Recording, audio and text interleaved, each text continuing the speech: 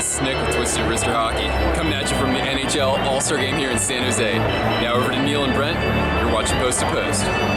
Hello and welcome to Post, the channel where we discuss all things hockey and all teams. This is something that we've actually done in the past. I think it was last season, around mid-season, we talked about average ticket prices and stuff. And I think Toronto was a big topic of conversation in that specific video because they had increased their prices, or they increased their season ticket prices or something. And we were talking mostly about that, I think, in the video. Yeah, I recall that is correct. I did find a couple of articles stating the average season, the average ticket price for each team this year, and I found some conflicting reports. As some people were reporting some numbers, and other people were reporting other numbers. So I found one that was kind of in between. So I don't know what was right, but I think this is probably pretty close based on everything that I found. So I have all the numbers here, and I wanted to go through and read you guys the actual average ticket price from each team, from each arena. And there's some pretty interesting prices in here. There's a big jump between some of these teams. So have you accounted for the Canadian-American difference in dollars exchange? I don't know. I don't know if they did. There was a list with percentages and values. Okay. So I don't know if that's in Canadian dollars. I don't know if that's in American dollars. All right. But whoever made the list would have made the conversion. I would think. I would think so. And that does seem right on here. So. Okay. Do you have any predictions for maybe the bottom 3 or 4 teams?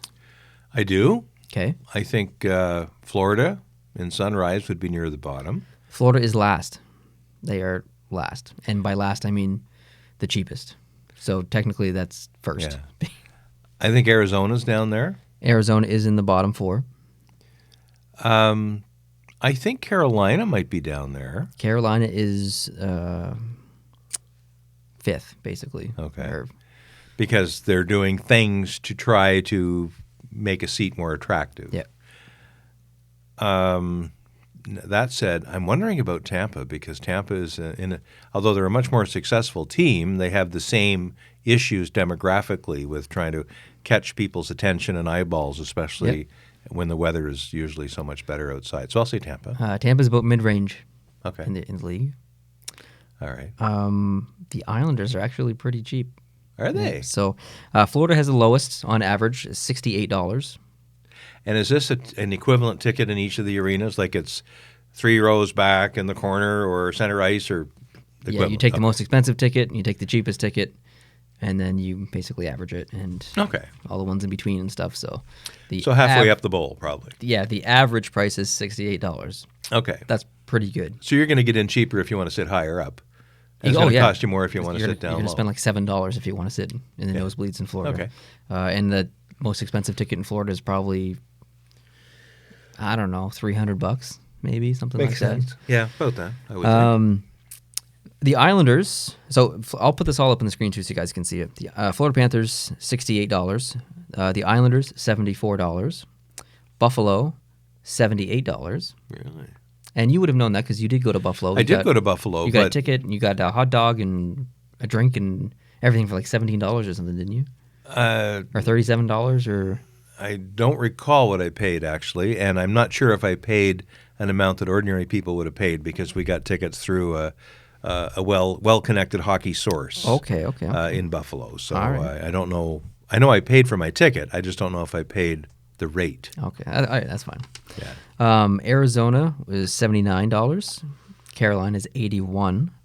New Jersey is $82. Oh. San Jose, $83. So a pretty successful team. And not just recently, but I mean, San Jose's been pretty competitive for probably the past, I'd say 15 years or so. Oh, yeah. Anaheim is next with 88. Columbus with 90. Dallas at 91. Colorado at $92. Detroit at 92. St. Louis at 93. Ottawa at 93. Believe that. Tampa Bay at 95. Vancouver at 96. Calgary at 98. Los Angeles at 110. So if you compare them to the other California teams, they're almost $20 more per game. Yeah, it's funny because or $30 more. Sorry. You got the Kings at 110, and the Ducks were in the 90s, right? Yeah, Anaheim was 88. 88, yeah. And San Jose was 83. So. Yeah, and Anaheim and LA aren't that far apart. San Jose's up north of ways, but they're almost pulling out of the same market space, and quite a difference there. Interesting. I would suspect that has to do with the 2 Stanley Cup wins recently. Yeah. They have a larger fan base than Anaheim, so. That makes sense. And maybe Anaheim realizes that people don't have as much money left after they've been to the park all day. Yeah, too. maybe. Pittsburgh, 116. Nashville, 134. Pretty much based on their run the other year. They've increased prices a lot. As far as it's what I've been told, at least. Minnesota, 138. Their New York Rangers, 142. That makes sense here. I mean, you're right in New York City. You're going to have to pay a premium. MSG is it's one of the most legendary arenas, if not the most legendary arena ever. So I would almost pay that much to sit there for 3 hours if there wasn't even a game. Sign me up, definitely. Just to look around. Yeah. Chicago, $144. Wow. Philadelphia, $145. Edmonton, $149. Montreal, $152. Boston, $152. Washington, $164. Winnipeg, $164. That makes sense because they have fewer seats. Yes. So each seat, you just look at supply and demand. Exactly. Yeah. Do you know who the top 2 is? Have you been paying attention? Who didn't I say? I've been paying attention, but not laser. Have you said Pittsburgh yet? I have. Okay, sorry. I missed that. You said Pittsburgh, you said St. Louis. You said Minnesota. Yeah. Colorado. I have said it. The second highest ticket price in the NHL belongs. Toronto. They're number 1. Okay. Vegas. At number 2, $174 average. No kidding. Toronto is in a first. $271, almost $100 more than the next most expensive team to go see. No wonder there is such a clamor for another team in Southern Ontario. Exactly. No wonder the Toronto fans are pissed off at the ticket prices. Like, that's ridiculous. That is insane. That's criminal. That is criminal. And that's not just lately. No, that's been like Toronto has been charging exorbitant prices because they can, and people forever.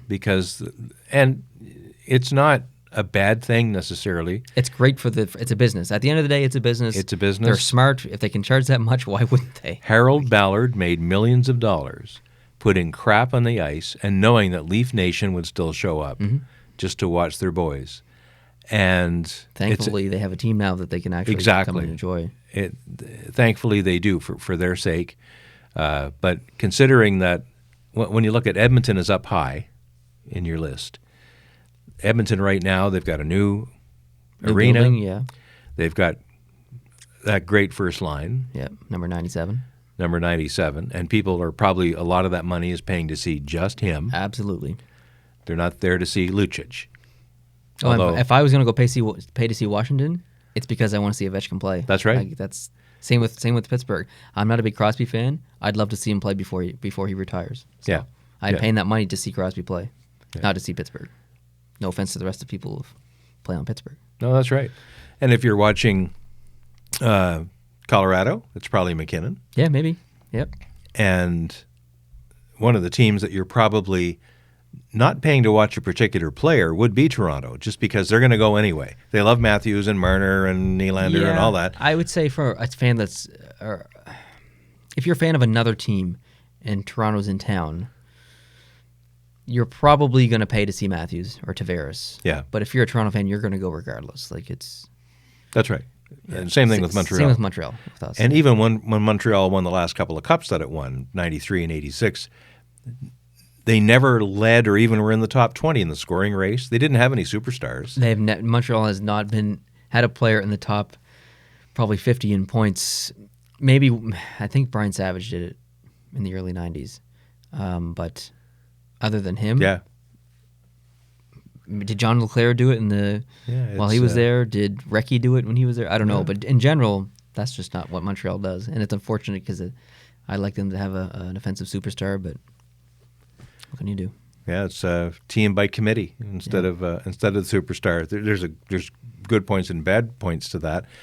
You can get away with it in a Toronto or a Montreal, though, because you're going to get the fans in the rink, in your own rink. I suppose the Montreal ownership or Toronto ownership doesn't care what the draw is in Sunrise, Florida, or Glendale, Arizona, for their team when they're in town, unless there's probably revenue sharing or something. Yeah, there's profit sharing and stuff going on. Yeah, but still, like Toronto is worried about their own 41 games, as would be Buffalo and everybody else.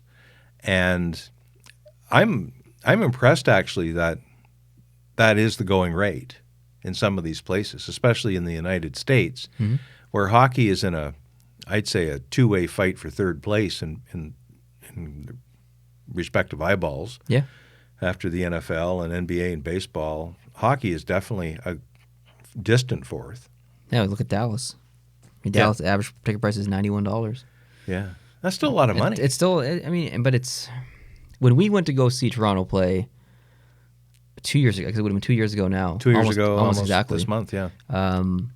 We paid $87, and we sat at the very top. At the very top. Dallas is $91 average, which means you're probably in the lower bowl. Yeah. Having some pretty good seats. So, but neither one of us are Toronto fans. The Islanders were in town. Matthews. It was one of Tavares' last games he played as an Islander. Against Toronto in Toronto. Yeah. So.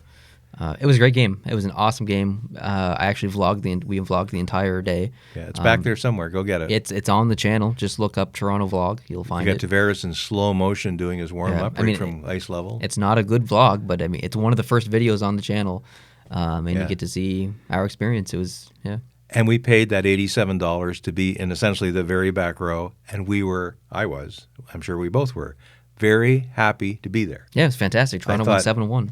Yeah. It was a great game. It was a great game. The fans were fantastic. They were nice to us. We weren't dressed in any team's merch. We were just there. But everybody was just really nice. It was a much more friendly environment than I was expecting, because I've been to most of my games in Montreal. People are a little more abrupt in a larger. I think that's just Quebec in general, though. Well, I think so, and I'm from Quebec, and I can say that. I don't think I'm offending my brethren in my home province, but in Montreal, people are a little more impatient.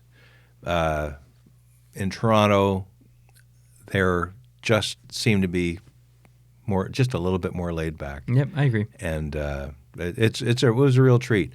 And I've seen games in Buffalo and Ottawa as well, as you know, and